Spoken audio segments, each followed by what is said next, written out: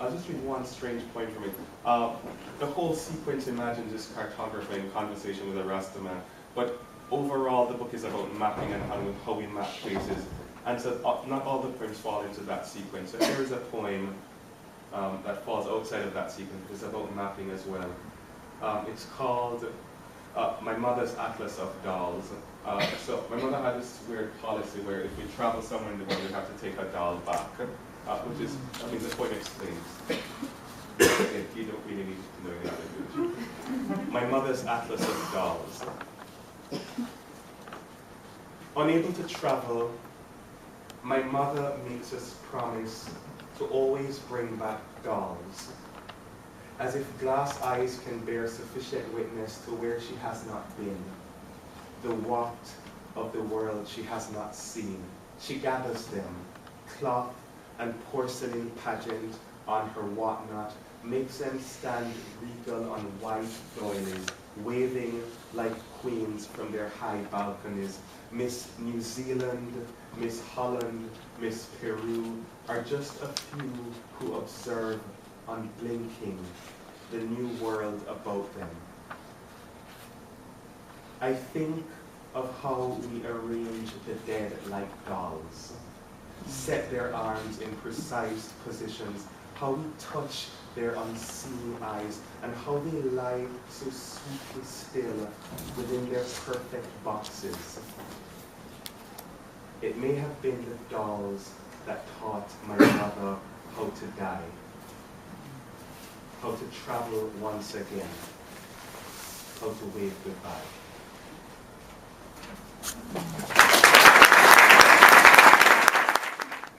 Standing outside the circle. Granny is propped up by cushions, pillows. Her grown children, grandchildren shift her wig, tuck and untuck her frayed floral blouse, rearrange the fall of her arms. They place an open Bible in her lap. One of them starts, "Remember the time?" bending closer to Granny, beckoning her to follow the dubious path of memory. I have nothing to say to this configuration of turgid flesh and mock uprightness. I loved her from a distant place, the whitish woman we'd visit every couple of years, who spoke much louder than I expected, whose foul coop smelled so bad I'd retch but hold it in my mouth until no one was looking. My parents liked to think we had a bit of country in us. My father would rub her feet and she'd show us photo albums, the crevices of her house, as if it were our first visit. I stand in front of her now, eyes puffed up like poisoned fish. Beneath her skin, a blue-black dye swims to the surface, and just when my mother says, "Say something nice to your granny," the undertakers enter the room with a long stretcher. The women widen their circle. In unison, they begin the death howl. One falls to the floor, the self-appointed professional mourner. She rolls from side to side. She curls in on herself. She spreads herself out. A glorious spectacle in the fading afternoon. Someone half shouts, half sings, "Granny dead, Granny dead, oh!" And the chorus, a cacophony of flailing arms, nodding heads, wobbling legs, joins in. I do not recognize my mother. So it is this idea of you have to send the dead off properly. You know, you talk to them even after they've died, and you... So the professional mourner, I did this in an interview, and someone asked me if the professional mourner, if we pay people to mourn. And no, I mean, self-appointed professional mourner means, you know, someone will always be there mourning for free. Yeah, and since we're on that topic, I was thinking of closing with this, but since I'm on that topic, Edward Ball, who is a very distinguished poet living in Jamaica, Kai Miller actually has in one of his collections a response to Edward Ball's, one of Edward Ball's poems, and I now have a response to one of Edward Ball's poems. And his poem, I think it's called The Obituary Page, don't quote me on that, But it's a wonderful poem that says, you know, nowadays nobody ever dies anymore. It's always like, oh, so-and-so passed away, and so-and-so went peacefully into the good night. You know, this idea that, you know, it's almost not politically correct to say, I'm dead. So this poem is in response to that, and it says, Edward Ball, when I die, they will not say I passed or transitioned.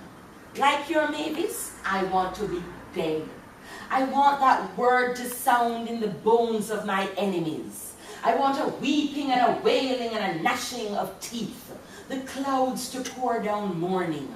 I want grown men to fall into the laps of strangers, proof I was their great love. I want to lie in state with a line of viewers wrapped around Kingston's corners. I want a parade with jugglers and hookers and poets. No humble burial with me burnt into the edges of a small box and a procession of Anglo-Saxon imitators singing classic choruses. No, I want drums and dragons breathing fire from a pulpit draped in purple. When I die, let outsiders not be mistaken. Here is a body that is no more, and I want you to grieve for my flesh, that knew what it was to be pinched and squeezed, bitten, adored. Those who know how I lived, sometimes dangling from high wires, but always out in the open. Let them stand and say, Amen. Appoint a professional to roll up and down the red carpeted center aisle, her humongous breast spilling wine. I want trumpets and saxophones, a congregation of stilettos and lace. I want tears to turn the pews into the night sea. And when they close the coffin and the dapper pallbearers take their place, I want 10,000 doves released and a horde of women clad in Pentecostal white to bear down on me like a flock of sheep, as if telling the earth, they will not let me go down without a fight.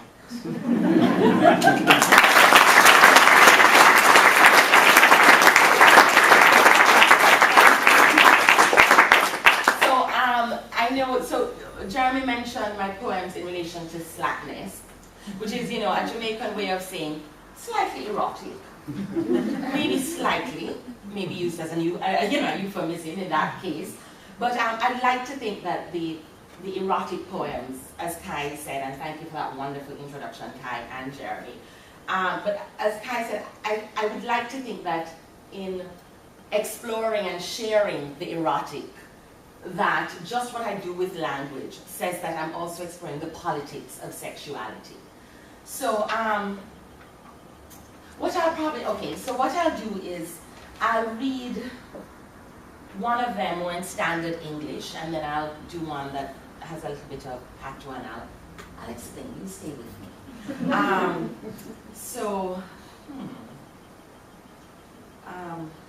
Okay. So I'll start with one that I think is slightly erotic, not too heavy. And I think on a rainy day like this, it reminds me of Jamaica, so it's nice. Color me this, color me that. In off shades of beetroot red, it grows beside the yellow and twisted green crocus plant in the back of my head. There's a wild garden, sloping bougainvillea, sleeping leaf of life, and of course the aloe.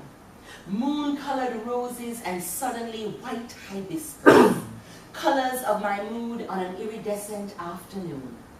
You've left me dry again, walking with my drawers over my breast in this garden of madness, to dream of fruit. Sweet, shady brown mazeberries full in your mouth. Green cherries you hope will ripe by the time you return. They fall. Water-bearer man, you gone. I go down to where I'm always wet. Black slices, violent pinks, and curse words. I flower you out of this plot of proud anthuriums pitched against madness and a waterless root. Weeds at my feet. I plant weed seeds. The songs come from clutter, grow deep green, and burst into flaming blue roses bordered with silver to salve the redness of your leaving and this madness. So that wasn't too bad, right? All right, so, and this is another one that I'd like to think isn't too bad. So one of the things I'm obsessed with is spells and, once again, just rituals. And so I started doing research about rituals, and in different countries I know they call them different names, but for example, rituals that women do to what we call in Jamaica, tie a man, which is to make sure that the man doesn't leave you. So like in Jamaica, they always say if you're a man going over to a woman's house, never drink red drinks from her, because you never know what may be red in the drinks, because in the juice, because that's what will, you know, you won't be able to leave her, so she's tying you. So this one is about a ritual that I heard about. And it's called Matey Shall Not Conquer. In the Jamaican dialect, Matey is the woman on the side, is the mistress. Matey. You know, coming from like, you're my mate, you're my mate. Well, matey isn't really the official mate. Matey shall not conquer. You know all men are weak. You see the way she watches him. You imagine she has a basket of red apples and a snake coiled around her belly. But this is the man who made you come more times than you could count.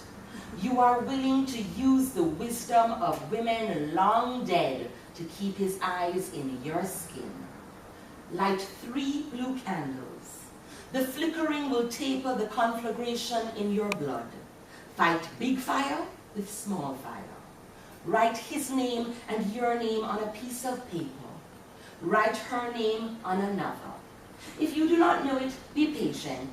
He will whisper it as all men do in his sleep. On the 3rd piece of paper, write 3 positive wishes for your rival, all the time wishing the bitch well. Negative thoughts are returned to sender. Place 1 drop of clove oil on each piece. Fold papers and put in an envelope. It should be white, like the dress you're wearing. Keep it under your mattress for 7 nights. On the 8th night, when only the owl's eyes are upon you, burn the envelope in a big glass bowl. Do not set your house on fire. Scatter the ashes outside, far away from your dogs. Like ganja seeds, it will drive them crazy. In the morning, he will come to you with a rose in his mouth, and her name will be mud on the soles of his feet. Boom boom is the word for the woman, as Oprah would say, vajayjay. And the DJ is, you know, he's getting the audience excited, and he says, you know, pick up yourself if your vajayjay is tight like a mosquito's coffin. I want mine lined with purple velvet. I want the men I have killed to rise again, to sing hallelujahs in praise of this sweet spot, smaller than a melon seed, a discarded tooth, a dewdrop, smaller than an eyeball socket, a screw, the space between seconds, smaller than a candle wick, an atom, a fly, perhaps a needle's eye, tight like starched linen, a market bus, a single mother's budget, tight like a tightrope walker's rope, a strangler's hand on the throat, tight like a child's grip on a candy stick, an inner city gang. I read that long ago women in parts of Africa lined their pum-pums with toothpaste. Their men loved the friction, the fire, small sacrifice for a return customer, happy breadwinner, bloated ego. The other day I heard a man diss a woman. Boy, your pum-pum long like. We are measured by the length and width, the color and texture, the dryness and the wetness. Oh, how we pray as women for resilience, to bounce back in the face of dicks and pricks and big-headed babies. And in the dance, surrounded by men, we flash up our lighters, point our fingers in gun salute, shout, "Ray!" in case we are mistaken for women whose pum-pums could hold the coffin, the congregation, the choir.